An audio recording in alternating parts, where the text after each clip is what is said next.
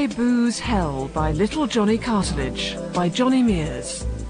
Episode 1, Malcolm MacDonald's Sideburns.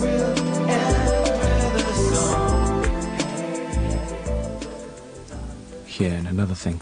You noticed how whenever you see old film of some old 60s or 70s pop festival, Woodstock or the Isle of Wight or somewhere, there's a general crowd shot. There's always a close-up of one bare-breasted woman with a long, straight Mary Hopkin haircut, sitting on some bloke's shoulders, swaying about and waving her arms in the air.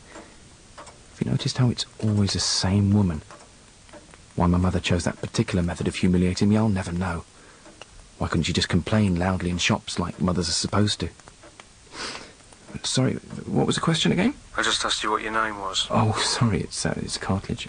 Little Johnny Cartilage of the early 70s, all singing, all dancing, chart and TV sensations, the Cartilage family. And, would you like any side salad or garlic bread with your pizza? Oh, yeah, a portion of garlic bread, please. OK, that'll be about 15 minutes. 15 minutes, that's lovely. Thanks a lot. Bye. Mum saw the advertisement in the back of the Nottingham Evening Post. I remember it well. I was just practising my harp when...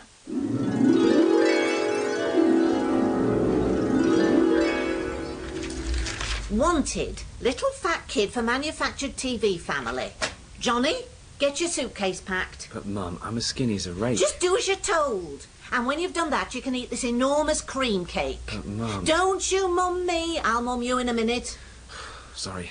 And what have I told you about playing that harp? Most of my earliest memories are in black and white. They don't change to colour till I'm about 7.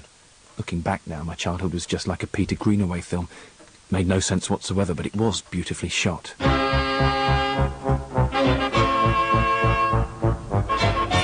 Johnny, what year is it? It's 1970, Mum. Right then. In that case, I'm off to the Isle of Wight Festival. Bye. Bye. Oh, Mum, you've forgotten your shirt. It's okay, I won't be needing it. Johnny, what have I said will happen if you don't eat your greens? you said that you and Dad will get divorced and it'll all be my fault, Mum.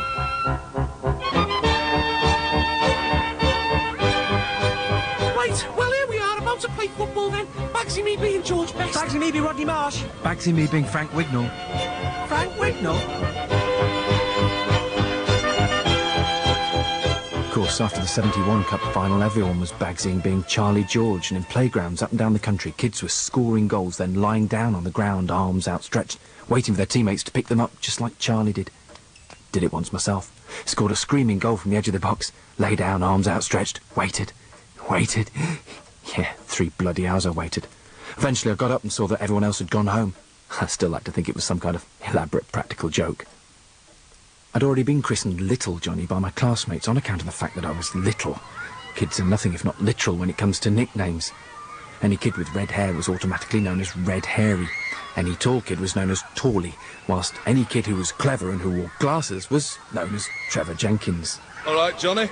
Class bully, is that really you? Of course it is, you puff. Crush the rocks. Oh, I should explain. Crash the rocks was a quaint colloquialism meaning I have reason to believe you're in possession of some sweets and I'd be most obliged if you'd give me one. I'm not bloody giving you one, you big puff. Who do you think I am, the bass player from the suite? Hey, you lot. Little wants me to give him one. See what I mean? Who are you talking to? Nobody. Who are you talking to? Well, if you must know, I'm having a flashback. Ooh, having a flashback, are we? And cue witty riposte. Puff. Well, much as I'd like to stay and catch up on old times... Hey, what do you mean old times? Come back, you puff. Saw your mum on telly again. Nice tits.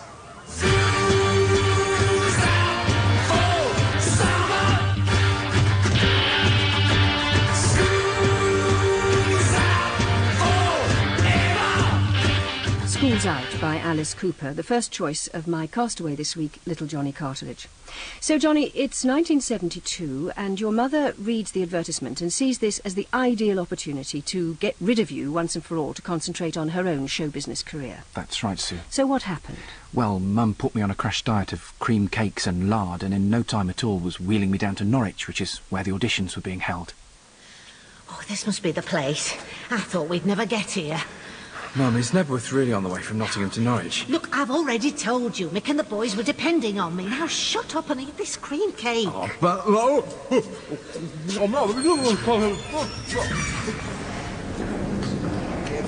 OK. Could all the pushy mothers kindly make their way to the rear of the hall now, please? And all the fat kids form an orderly queue. Thank you. OK, lovely.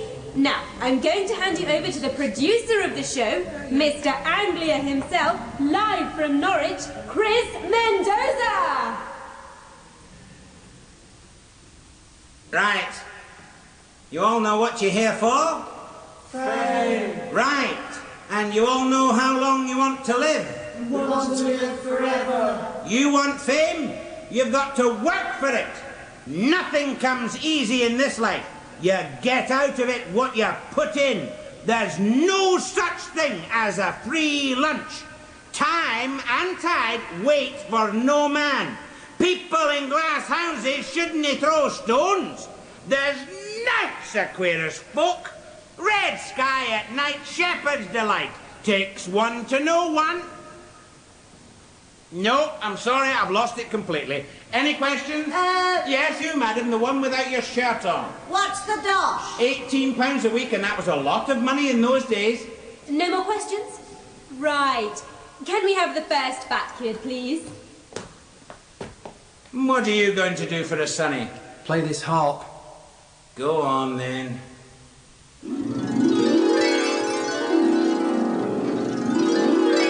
And so you became part of the explosion of blatantly manufactured TV so-called families, which were so inexplicably popular at the time. That's right, Sue. The Monkeys, the Brady Bunch, the Double-Deckers, the Banana Splits, the Osmonds, the Partridge Family, the Wooden Tops, the Tremolos. There were even football-style transfers from one to another.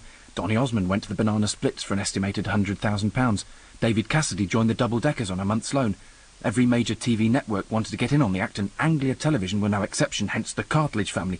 Tuesdays, just after Crossroads, Anglia only. We were the jewel in their crown, their pièce de résistance, their flagship. No mean feat when you consider they also did Sale of the Century. No mean feat indeed, but then it's fair to say the flagship sprang a leak, did it not? Oh, that's putting it politely, Sue. OK, how about the flagship ran aground and began taking on water at an alarming rate? Still quite polite. Well, what about... Face facts, Baldy, you're a loser. Sordid sex scandals, drug-crazed orgies, week-long alcoholic binges, amphetamine-crazed shoplifting sprees, never out of the tabloids, ostracised by family and friends, shunned by Oliver Reed. And that was just your mother. Dear old Mum. You still live somewhat unfeasibly with the other members of the Cartilage family in the same house you've occupied since the series' demise almost a quarter of a century ago. Well, it depends what you mean by unfeasible, Sue. And just suppose that I didn't live in the Anglia region, that I wasn't glued to my television set every Tuesday after Crossroads. Who are the Cartilage family? Well, Sue, Ray's the oldest and also the bitterest. He's 44, and although you wouldn't think it to look at him now, he was very much the pretty boy heartthrob of the family in a Cassidy-esque kind of a way. Butch? Not particularly. Then there's Goody Goody Fay, rumoured to be the original inspiration for Linda McCartney taking up the tambourine. Next up is Ricky, cheeky, chappy, funny Ricky, now a 35-year-old manic depressive who makes Morrissey look like Timmy Mallet. Then there's Brains, who used to look like the frumpy, brainy one in Scooby-Doo, and still does, funnily enough. Yes. Oh, and not forgetting Mungo, the lovable Cartilage family dog, except that this is at least the 8th Mungo. Yeah. Most of them don't last more than a couple of years, you know. I see.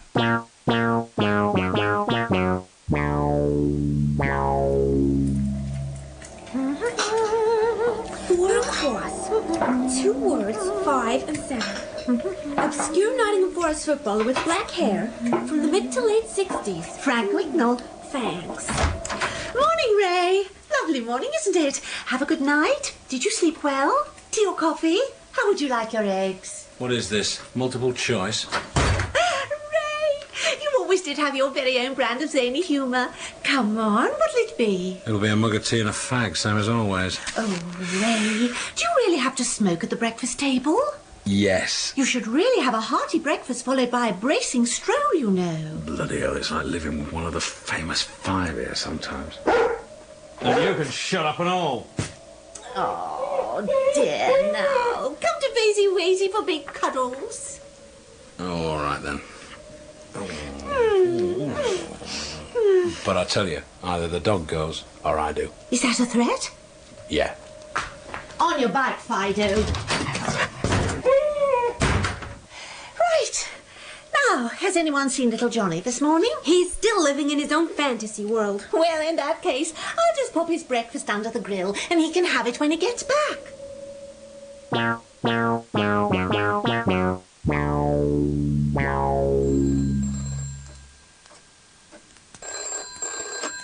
Hello, little Johnny Cartilage. Hello, I'm a typical style magazine reading trendy something, eager to jump aboard the latest bandwagon, ringing to tell you that the 1970s have officially become hip again, after being derided for the past 15 years, and that students up and down the country are currently dusting down their parents' platform soles and wearing T-shirts emblazoned with this week's obscure 70s TV icon, suddenly enjoying a new lease of life in a postmodern kitsch kind of way, whatever that means. Go on. Well, what this means is that TV producers are currently falling over themselves to show reruns of increasingly obscure early 70s regional fictional family-based programmes that no one watched in the first place, and it's surely only a matter of time before one comes knocking at your door.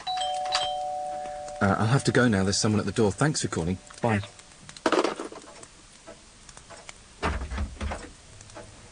Pizza, Chief. That'll be $4.50, please. Right.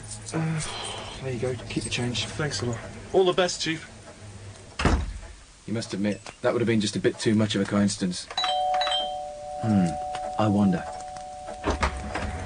Sorry, Chief, I forgot to give you the garlic bread. Oh. I hate it when that happens. So it's official, the 70s are hip once again. So it would seem, Sue. All of a sudden, people are claiming they always did like ABBA when you know perfectly well they were too busy listening to King Crimson and Jethro Tull at the time. We're talking about a time when purple crushed velvet loon pants were considered the height of fashion. Absolutely. We're talking about a time when Jason King was sex on a stick and when footballers owned boutiques on the King's Road. Yes. A time when it was still considered witty and amusing to be able to recite the Parrot sketch word for word. And a time when drum solos lasted so long the rest of the band would nip out for a curry. Above all, we're talking about a time when there was none of this techno nonsense.